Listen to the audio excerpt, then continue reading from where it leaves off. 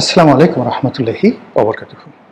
সম্মানিত দর্শক, আজকে যে কথাগুলো বলবো সেই কথাগুলো অ্যাবসলিউটলি বর্তমান যে প্রধানমন্ত্রী আছেন জনাব তারেক রহমান এবং তার যারা ঘনিষ্ঠ জন রয়েছেন, একান্ত কাছের মানুষ, মাননীয় সংসদ সদস্য এবং মাননীয় মন্ত্রী মহোদয়, এর বাইরে দলের যে সকল কর্তা ব্যক্তি রয়েছেন সারা বাংলাদেশে, তাদের উদ্দেশ্যে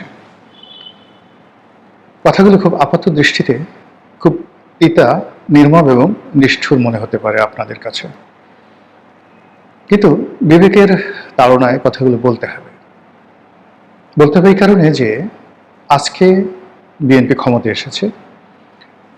সে ক্ষমতা আসার পেছনে বিএনপির অবশ্যই লড়াই আছে, সংগ্রাম আছে, ত্যাগ আছে, তিতিক্ষা আছে, কিন্তু তাদের সংখ্যা কত? যদি আমরা 35% লোক ধরে বিএনপির, সেই বিএনপির 35% লোকের মধ্যে সর্বোচ্চ 2 থেকে 3% লোক, মানে 35%-এর 2 to 3% লোক যারা অ্যাক্টিভলি বিএনপি করেন এবং দলীয় কর্মকাণ্ডে অংশগ্রহণ করেছেন, মামলা মোকদ্দমার শিকার হয়েছেন। বলা হয়ে থাকে যে বিএনপির বিরুদ্ধে লক্ষাধিক মামলা হয়েছে এবং এই মামলায় কম করে হলে বিএনপির 50 লাখ লোক আসামি হয়েছে বিভিন্নভাবে। তাহলে আপনি চিন্তা করুন যে যদি 35% লোক হয় 18 কোটি মানুষের মধ্যে, তাহলে ইট ইজ অলমোস্ট 6 crore বা 6.5 কোটি। তো 6.5 কোটি মানুষ বিএনপি করে, সেই বিএনপির মধ্যে মামলা মোকদ্দমা ভোগ করেছেন 50 লাখ লোক বিএনপির হিসাব অনুযায়ী। আমরা মনে করি যে এই সংখ্যা নট মোর দ্যান 10-12 লাখের বেশি হবে না। তাহলে 6 কোটি থেকে 6.5 কোটি বিএনপি করা মানুষ, তাদের মধ্যে বড় জোর 10 থেকে 12 লাখ লোক মামলা মোকদ্দমার শিকার হয়েছেন আওয়ামী লীগ জমানাতে, এবং তারও একটা বিরাট অংশ হয়তো মানে রাজনৈতিক কর্মকাণ্ডের কারণে, হয়তো বিএনপি করার কারণে, হয়তো যারা বিএনপি করেন এক পক্ষ অন্য পক্ষকে দমন করার জন্য সরকারি দলকে ব্যবহার করেছে, কমিটি নিয়ে গণ্ডগোল হয়েছে, নমিনেশন নিয়ে গণ্ডগোল হয়েছে, প্রতিপক্ষকে দমন করার জন্য বিএনপিরই এক পক্ষ অপর পক্ষের সহযোগিতা নিয়েছে। এর বাইরে অনেকের মামলা আছে একান্ত ব্যক্তিগত যে শত্রুতা, ব্যক্তিগত ব্যর্থতা বা ব্যক্তিগত সমস্যার কারণে অনেকে মামলা মোকদ্দমার শিকার হয়েছেন, যেগুলোকে ঢালাওভাবে বলা হচ্ছে যে এগুলো দলীয় কারণে মামলা মোকদ্দমার শিকার হয়েছেন। তো যেভাবেই বলেন না কেন, মাত্র 10 লাখ লোক সারা বাংলাদেশে। কিন্তু যখন আওয়ামী লীগের একটা দীর্ঘমেয়াদী রেজিমের পতন হলো, তখন এই 10 লাখ বা 15 লাখ যারা মামলায় অংশগ্রহণ করেছিল, তাদের আবার 1%ও এখানে ছিলেন না। বিরাট অংশ জেলখানাতে ছিলেন, বিরাট অংশ পলাতক ছিলেন। তাহলে সত্যিকার আন্দোলনটা কারা করেছেন? আন্দোলনটা করেছেন আপনি, আমি, আমাদের মতো যারা সাধারণ মানুষ আছেন, যার যার অবস্থান থেকে আমরা রুখে দিয়েছিলাম, আমরা কণ্ঠকে উঁচু করেছিলাম এবং আমরা ঝুঁকি নিয়েছিলাম।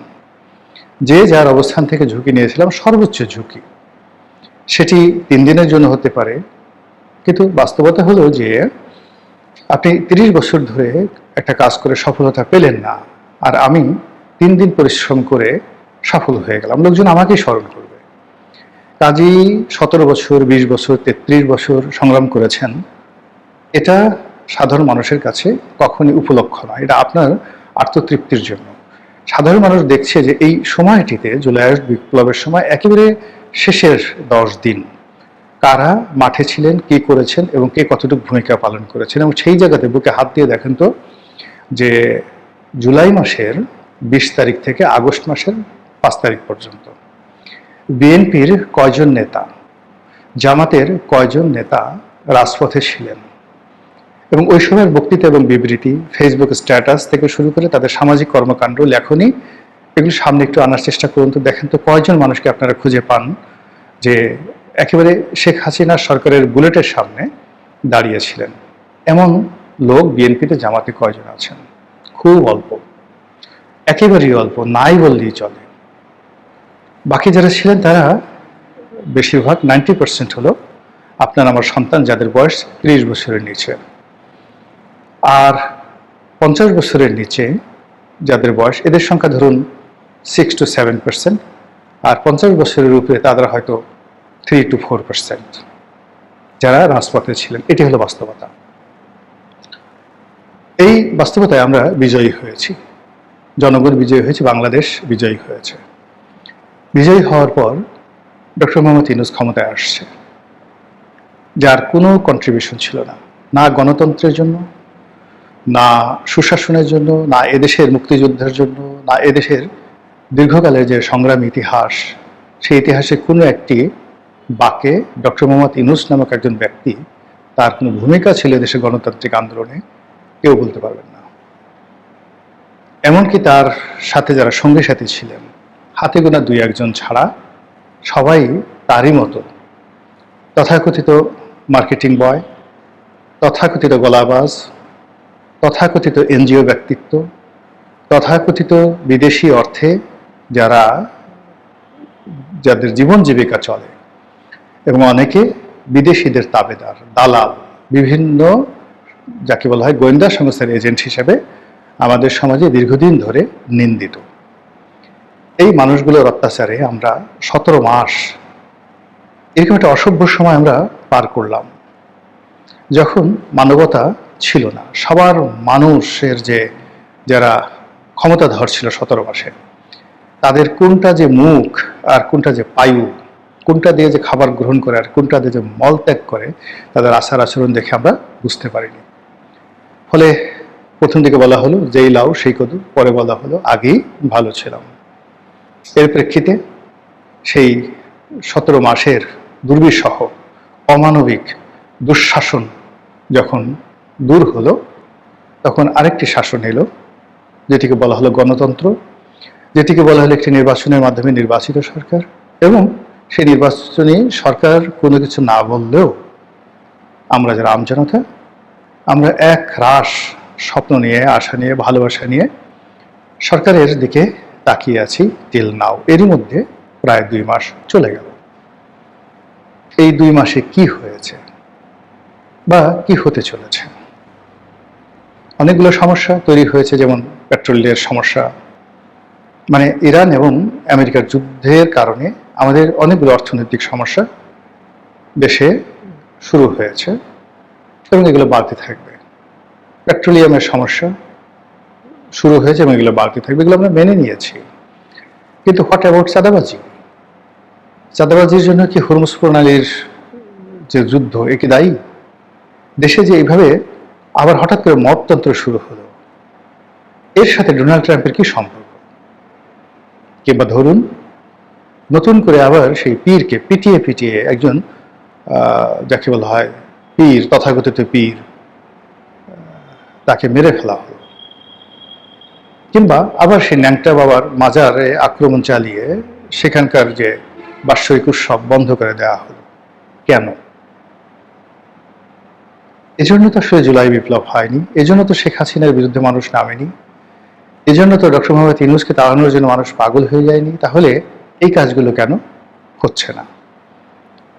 পার্লামেন্ট চলছে এবং এখানে পার্লামেন্টে সরকারি দল, বিরোধী দল তারা কথাবার্তা বলছে, কিন্তু একদিন 2 দিন পর এই পার্লামেন্টের প্রতি মানুষের যে আগ্রহ আমি তো দেখছি না। পার্লামেন্টকে কেন্দ্র করে আমরা যে ধরনের কনস্ট্রাকটিভ কথাবার্তা আশা করেছিলাম, যেভাবে নতুন কিছু আশা করেছিলাম, কিন্তু তা না করে সরকার এবং বিরোধী দলের মধ্যে যে মতদ্বৈততা আমরা দেখছি এবং যেভাবে অশনির সংকেত দেখছি, একে অপরকে বিষোদ্গার করে যে সকল কথাবার্তা শুনছি, এবং বিরোধী দল এবং সরকার উভয়ই যে একটা কিচেন ক্যাবিনেট, একটা সিন্ডিকেট, একটা লক্ষ্য, একটা উদ্দেশ্যের মধ্যে ঘুরপাক খাচ্ছে, আমরা সেটা দেখতে পাচ্ছি।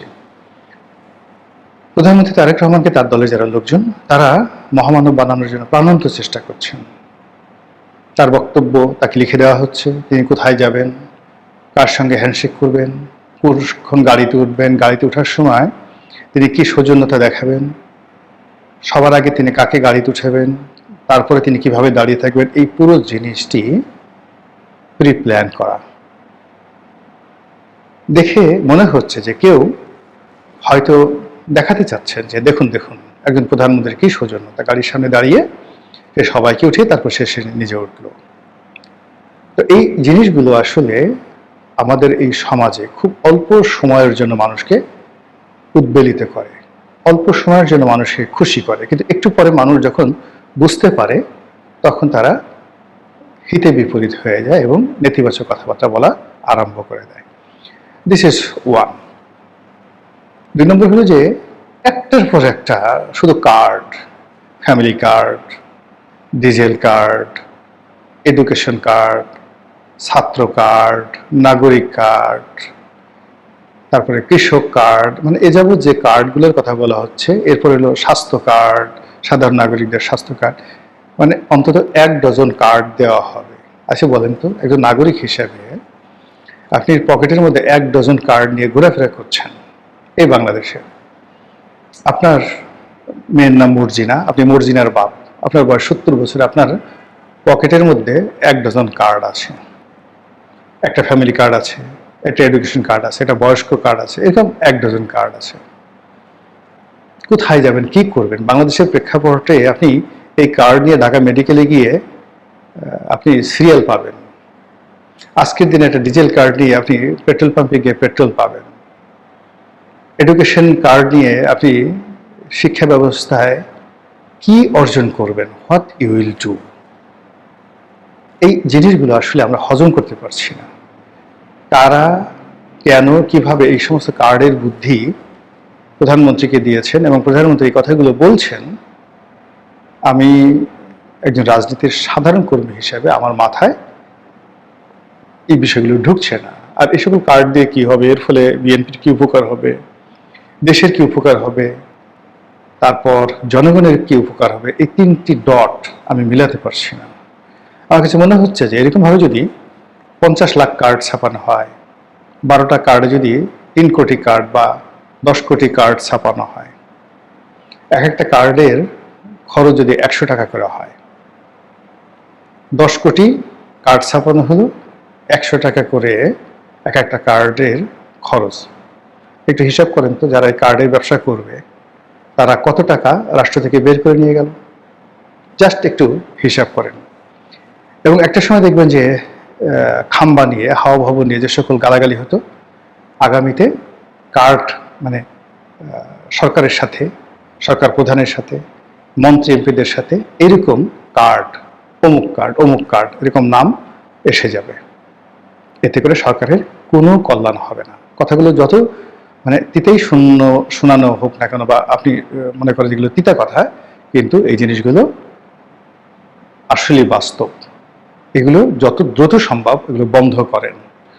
আপনার ভান্ডারে যদি জিনিস না থাকে, 1000 কার্ড দিয়েও আপনি কাজ করবেন। আর ভান্ডারে যদি আপনার জিনিস অ্যাভেলেবল থাকে, আপনার কার্ড দরকার হয় না। এটা মুক্তবাজার অর্থনীতি। এখানে সবাইকে পরিশ্রম করতে হচ্ছে। এখানে কোনো রাষ্ট্র কাউকে খাওয়াতে পারবে না, কোনো রাষ্ট্র কাউকে চাকরি দিতে পারবে না। রাষ্ট্র যে কাজগুলো এই জমানাতে করছে, এই বিষয়ে আগে সরকারের যারা কর্তব্য ব্যক্তি তাদের একটা ধারণা নিতে হবে, how a state is functioning in the modern world, like a capitalist country like Bangladesh. ধনতান্ত্রিক একটা রাষ্ট্র, সেই রাষ্ট্রে কি করে ক্যাপিটালিজম কাজ করে, এবং আমরা এই ক্যাপিটালিজমের আন্ডারে কিভাবে রাষ্ট্রের উন্নয়ন করব, এই প্রাথমিক পর্যায়ে হু ইজ আওয়ার মডেল। আমি যে কাজগুলো করবো, আমি যে কার্ড দিচ্ছি, আমার সামনে একটা মডেল থাকতে হবে। এই ফ্যামিলি কার্ড দিয়ে আপনি এই মুহূর্তে বলেন তো যে ফ্যামিলি কার্ড দিয়ে অমুক একটা দেশ এইভাবে সফল হয়েছে, আর আপনি যদি বলেন যে না, আমাদের সামনে কোনো মডেল নেই, আমরাই একটা উদাহরণ তৈরি করব, ভালো কথা, কিন্তু সেটা এখন নয়। যখন আপনি আইসিইউতে, ইকোনমি আইসিইউতে, সরকার যখন একেবারে নতুন অবুঝ শিশু, ঠিক এই সময়টাতে পরীক্ষা নিরীক্ষা চলে না। এই সময়টাতে একেবারে রীতিমতো বুলেটিন আকারে এমন কিছু করতে হয় যেগুলো মানুষের পেট, মস্তিষ্ক, শরীরে এক ধরনের শান্তির পরশ বুলিয়ে দেবে। এই মুহূর্তে যেটি দরকার জাতীয় ঐক্য, এই মুহূর্তে যেটি দরকার সেটি হলো রাজনৈতিক পক্ষগুলোর মধ্যে সম্প্রীতি। এই মুহূর্তে যেটি দরকার, সরকার মানুষের বিশ্বাস এবং আস্থা অর্জন করবে। এই মুহূর্তে যেটি দরকার, মানুষ পকেটে হাত দিয়ে সরকারকে, রাষ্ট্রকে সহযোগিতা করবে ট্যাক্স দিয়ে। এই মুহূর্তে যেটি দরকার, যার যার অবস্থান থেকে ব্যয় কমাবে। এই মুহূর্তে যেটি দরকার সেটি হলো সঞ্চয় বাড়াবে ব্যক্তির এবং রাষ্ট্রের। এই কাজগুলোতে এখনো পর্যন্ত সরকারের পক্ষ থেকে কোনো উদ্বোধনী বাণী দেওয়া হয়নি। খাল কাটো, ওই খালে এটা ছাড়ো, ওই খালে কচুরিপানা পরিষ্কার করো, তারপর এখানে কৃষক কার্ড, ওখানে অমুক কার্ড, তারপরে এই যে ১/১১ সময় কি কি করেছে, মানে গত ৬০ দিনে যা কিছু করা হয়েছে সেগুলোর দেশের জন্য, জাতির জন্য, কালের জন্য ইমিডিয়েটলি উইদিন ১ মাসে ফলাফল আসবে, ভালো ফলাফল আসবে, আউটপুট আসবে, জিডিপিতে যোগ হবে, মানুষের মনোবল বাড়াবে, মানুষের অস্তিত্ব রক্ষা করবে, এরকম একটা কাজও এখন পর্যন্ত সরকার করতে পারেনি। যে ভুল ডক্টর মোহাম্মদ ইউনূস করেছেন, তাকে একটা স্বর্ণ সময় দেওয়া হয়েছিল। কোনো মানুষ ৬ মাস তাকে নিয়ে কোনো কথা বলেননি। এই ৬ মাসের মধ্যে পুরো বাংলাদেশ গান করে দিয়েছে। একইভাবে তারেক রহমান সাহেব যখন ক্ষমতায় এসেছেন, সবাই ধরে নিয়েছিল যে তাকে একটা হানিমুন পিরিয়ড ৩ মাস দেওয়া হবে, নট মোর দ্যান দ্যাট। তিনি বলেছেন ৬ মাস পর তিনি মূল্যায়ন করেন, এটা তার ব্যক্তিগত ব্যাপার। কিন্তু ডক্টর মোহাম্মদ ইউনূসকে ৬ মাস সময় দিয়ে মানুষ যে ভুল করেছে সেই ভুল বিএনপির জন্য করবে না। বিএনপির আফটার 90 ডেজ দেখবেন বিএনপির ১৪ গোষ্ঠী ধুয়ে মুছে পরিষ্কার করে দেবে বিএনপির যারা প্রতিপক্ষ। কাজেই কথাগুলো তিতা শোনাচ্ছে, কিন্তু মাথা ঠান্ডা করুন, মনকে স্থির করুন এবং ভাবুন যে কাজ করছেন আপনার হৃদয়ে সাড়া দিচ্ছে কিনা, যে কাজ করছেন জনগণ দেশের কি আসলে কল্যাণ হচ্ছে, যে কাজ করছেন সেই কাজে ১০০ টাকা রাষ্ট্র থেকে যদি খরচ করেন, রাষ্ট্রের ভান্ডারে ২০০ টাকা জমা হচ্ছে কিনা। যদি না হয়ে থাকে আপনি ভুল কাজ করছেন। মহান আল্লাহ আপনাকে, আমাকে, আমাদের সবাইকে হেদায়েত দান করুন। আসসালামু আলাইকুম ওয়া রাহমাতুল্লাহি ওয়া বারাকাতুহু।